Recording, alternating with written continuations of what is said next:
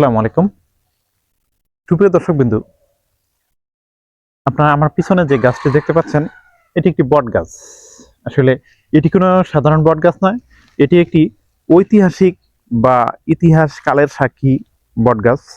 আর এই বট গাছটি রয়েছে কুড়িগ্রাম জেলার ভুরুঙ্গামারী উপজেলায় বাদজানি নামক স্থানে, বাদজানি সরকারি প্রাথমিক বিদ্যালয়ের মাঠে।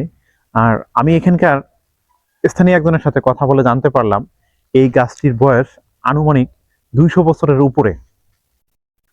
তো এই গাছ থেকে এক একটি শাখা পোশাখা মানে শিকড় পড়েছে, আর প্রতিটি এক একটি গাছে রূপান্তরিত হয়েছে। এরকম অনেক, আপনারা দেখতে থাকুন যে এই গাছের কত শাখা পোশাখা রয়েছে। এর বিস্তার রয়েছে বিস্তীর্ণ এলাকা জুড়ে।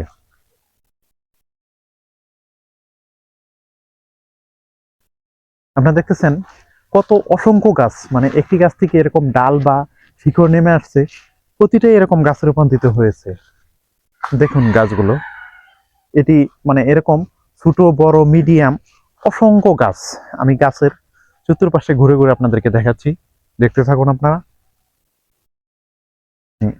এর পরিধি কয়েক শতক জায়গা জুড়ে হয়ে গেছে, আর ডালপালা তো আসলে কয়েক বিঘে জমি জুড়ে, মেবি কয়েক বিঘা হবে না, হয়তো 1-2 বিঘে জমি জুড়ে হবে।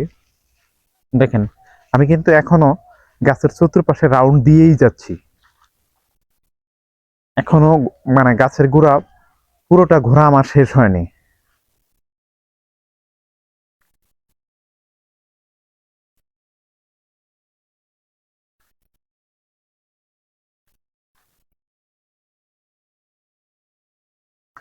আমি এইখান থেকে ঘোরা শুরু করেছিলাম, আবার এইখানে এসে থেমে গেলাম, তাতে আমার সময় লাগলো 2 মিনিট।